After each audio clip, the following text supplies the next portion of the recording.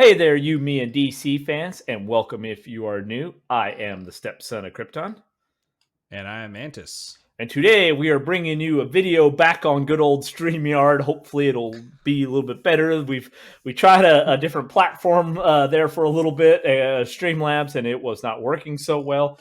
For everybody using Streamlabs, hopefully you have better luck than we did.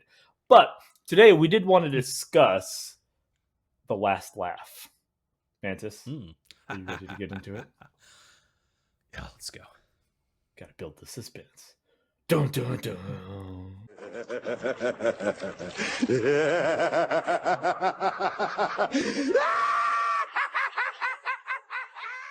All right, guys. So when we say the last laugh, obviously we are referring to this week Joker 2. I'm not even going to try to pronounce it with the last Folie part. adieu. Sure, we'll go with that. Yeah. Did release, and to some people's surprise, some people's dismay, some people's joy, whatever fucking feeling you had. God damn it, I gotta stop cussing right at the beginning of the video. But whatever feeling you had about it, it did not do so well.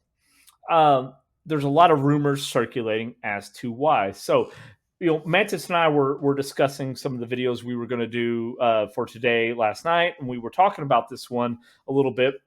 Now, I will say up front, neither of us have seen the movie, right? Joker Part 2 and it being musical wasn't something that I'm going to... It has to be a pretty big movie if I'm going to go see it in theaters, right? And Joker, even the first one, didn't warrant it because, it was a new, take on the Joker. So I want to see, reviews and critic scores and things like that. And this was definitely going to be that case. But if I go based on the numbers, it's not looking pretty, right? Mantis, do you kind of want to regale the audience here with what those numbers are? Yeah, and we did I don't know if anyone remembers. Many of you didn't watch it, so you probably don't. But we did a review of the one of the trailers for this film, and if I recall correctly, at the time we were like, we'll see how it works. Because at the time, that's when it kind of leaked that it was going to be a quote unquote musical. And we were like, I don't know how that's going to work. And at least according to some of the data that is pulled from IMDb on this, domestic, it's doing currently, and I guess maybe the weekend it's going to bump up a little bit more. Probably not much, but 37 million, almost 38. And it's not doing much better internationally at 77 million. And that's it opened last weekend, right? Yes. Yeah, October 1st. Or I guess that was early release on probably they do that on Thursdays, don't they? I can't remember. Usually, yeah. That one was, I think, like a late showing Thursday. Yeah. And the funny thing is, this is the genre that IMDb has this, and I just saw this: crime drama musical thriller. What? Yes. So there is a total of one movie in that listing, and that is Joker Folie Adieu. Yeah. Because what the fuck is that? Right? Yeah, and it's the thing we were talking about, the tomato meter and the I'm sure you guys can go look it up. It's not good on either the critic scores or the audience scores. And we were talking last night about this. I'll have it up there for you. Yeah, we were talking about this, and you can kind of tell how things are going, particularly if you look at how much money it's bringing in at the box office, right? And that's usually your big tell. Now, the audience scores and the critic scores are always kind of fluctuating there because we've seen movies that have poor critic scores, but the audience score is amazing. And, you're like, okay, well, the critics are probably just full of shit, or they're all idiots who don't know what they're doing. And then when you look at that, you go and check how much it's bringing at the box office, and you see, oh, it's doing well, and you're like, okay, that's great, right? And it can even be the reverse too, where the critic scores rate it high, and the audience scores are not that great, but the box office is bringing. You're like, well, I mean, it's bringing in money, so it's got to be good at some point. But you can't have two of those go off, right? Like, you can't have your critic score is bad and your audience score is bad. That's usually not good, and those reflect exactly what the take in at the box office is. This movie didn't hit the same as Joker 1. And that's pretty clear and evident. Now, guys, I didn't know if you were done. There was an awkward No, pause we can there. pause.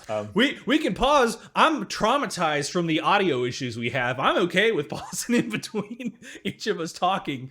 Guys, it's been a cluster F. Wait, we're far enough in. It's been a clusterfuck of audio issues. And the thing is, I feel sorry for Cal because he's the one that edits these videos. And I don't know how many like actual computer mice he's gone through, but when I go to work and things piss me off, I have like a fake mouse with like sitting next to me because I end up smashing the absolute shit out of it. So I don't know how many mice you've gone through the course of the audio editing for this stuff, but that's, I guess, neither here nor there. Those issues are hopefully in the past, as will this movie be here soon. Because, you know, again, we've not seen the movie. If you have, let us know down in the comments what you thought about it. Do you think the audio or the crit audio? Sorry, he said about the audio. It's been on our minds a lot lately. Sorry, but do you think the audience, not audio, well, maybe the audio of the audience, and the critic scores and obviously the box office numbers reflect, and what did it for you? Like, what was the thing that kind of pulled it down? Because again, you know, Mantis and I were kind of talking about it just as normal discussion, and then we're like, hey, we'll do a quick video on this. Where, you know, Mantis had brought up a good point last night, like that, you know, Joker worked because of, and there was that lightning in a bottle because obviously Joaquin Phoenix is an amazing actor, and he did a stellar performance, but is because like, you know, you saw this guy that was so happy and wanted to bring joy to people, and he was just beat down until he kind of broke, right? And the whole thing where the girl, you know, he thought that he was having a relationship with the neighbor and everything going on, like you realize so many things in his head were fake, right? And then it shocked you because when you come to the realization that none of that happened, you're like, oh shit. Where you can't, and Manson points out, you really can't do that a second time, right? That's like in a comedy where they make a sequel and then you know, the threequel where you use the same jokes. It's like, okay, by the second time, it's just not hitting, right? Well, if you did that again, it wouldn't work. So is that a case of what's going on here, or is it because it is a musical, right? Like, where did it fall short? Yeah, because that's a pretty big element. Like, it'd be different if it was kind of in the same vein, and like like you mentioned, we talked about like it's not necessarily in the same category, but kind of as like an M. Night Shyamalan-y like twist, like that whole finding, like you said, like finding out a lot of this stuff was in his head because he's gone fucking crazy because of all the shit happening to him, right? Well, you can't do that again, but you could have made the second movie in kind of the same vein of it. Like going way into left field with the musical is just that's a bold move, Cotton. And I don't think it paid off for him at all. So it's a bold strategy, Cotton. Let's see if it pays off for him. It's a bold strategy, Cotton. Let's see if it pays off for him. Yeah. Just some of the things that this is. I can run down this. I'll shoot this over to you if you want to put it on the screen. But this is just from another Twitter account. These are all rumors, but here's what it said. That information revealing what led to Joker's 2 disastrous opening, pointing the finger directly at Todd Phillips, who again made the first Joker. Wait, this finger? Yes, exactly. So this is all directed towards Todd Phillips' refusal to work closely with Warner Brothers in DC, retain nearly absolute creative control over the movie, refused to film in London for a 20% cost decrease in favor of filming in Los Angeles instead, ignored notes from DC studio heads James Gunn and Peter Safran, refused to screen test Joker 2 with the audience, which is a wild move, especially with, you want to call this a comic book movie, it is. The characters are from comic books. And then pushed to debut the film at the Venice Film Festival against the studio's plans. I don't know if that had any aspect or any impact on it, but a couple of things in there. Primarily, and I think you mentioned this, like James Gunn and Peter Safran are like nothing doing. My that name's shit. Paul, and the ship's between y'all. Like they want nothing. James Gunn came out and said we had nothing. Like that was their own thing, He did not have the creative input on Joker 2. Hey, my name's Paul. This shit's between y'all.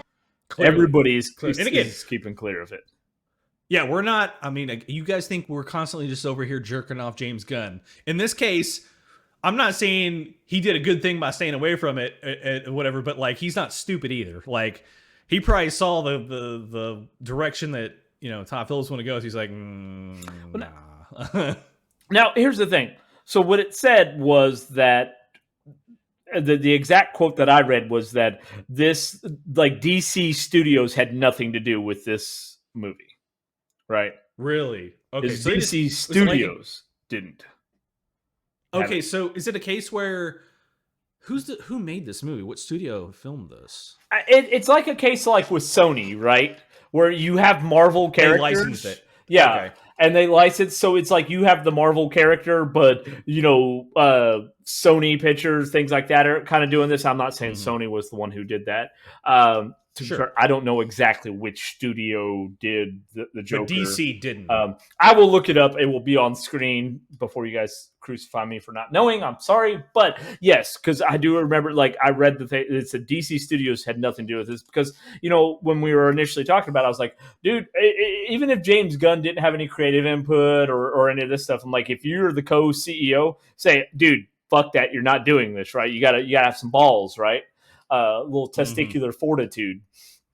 And you got to be able to say, like, hey, no, but DC Studios didn't have anything to do with this. Again, they kept a wide berth. The Elseworlds, I guess, this particular project is staying outside. Because, again, you have the Batman with Robert Pattinson's in the Elseworld time, and Joker was trying to fall into this. But given what happened with this one, it's probably going to die after this, right? This is going to be the nail in the Joker coffin. Because, again, Joker 1, I loved. It turned out to be a better movie than I thought it was going to be. Now, here's the interesting thing. I just didn't want to cut you off, and with all the audio issues lately, I wasn't sure if you froze. Yeah. Here's the other thing, real quick, just because he said that, right? So, Joker 1 had a budget of about $58 million, give or take, and brought in $1.1 billion.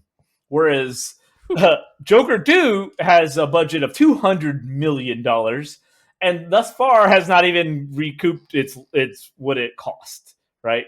Again, after this weekend, it's probably not going to do much better. It probably won't even break even by the end of this weekend, and that's just at production cost. That's not including marketing and everything else. So it won't. It kind of showed. Go ahead. I was to say, you may get like another. What do they say? It usually drops off like 60% is what the normal.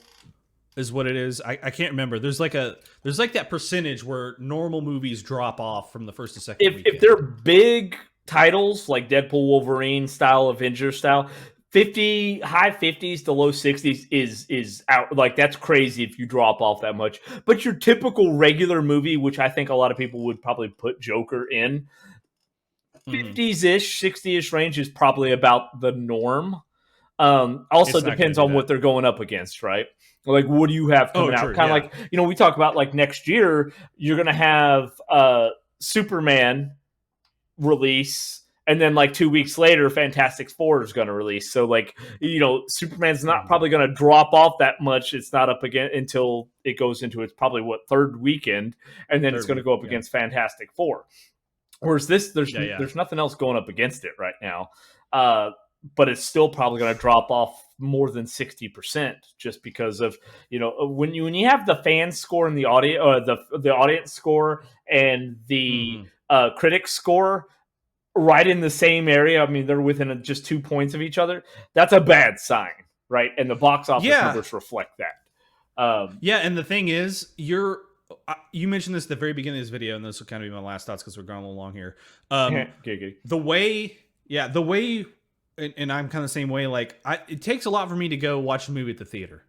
And I'm one of the ones that, and I'm sure a lot of you out there do this as well. You may not check IMDb on every single movie, but you're not stupid either. You're paying attention to what you may scroll through Twitter and you'll see something on your timeline. It's like, Joker 2 falters at box office, and you keep going, and then, maybe you'll be watching a video on YouTube and some creators talking about how it's bombing, right? So those are already two negatives, and then that may even cause you to go look at IMDb, and then you go and look at the score, and you're like, no, I'm not going and seeing that movie now.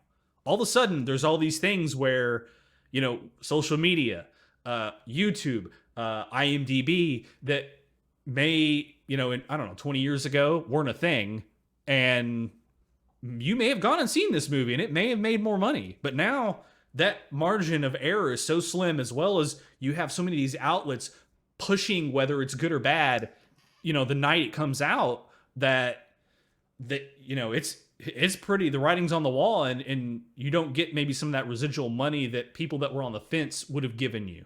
And I think it's like, it intensifies whether it could be good or bad, right? Like, if it's a great movie and it's getting good reviews, all of a sudden people are looking at it and they're like, I've got to go see it now. I mean, it works both ways, I think. In this case, unfortunately for Joker, it's not in the good way.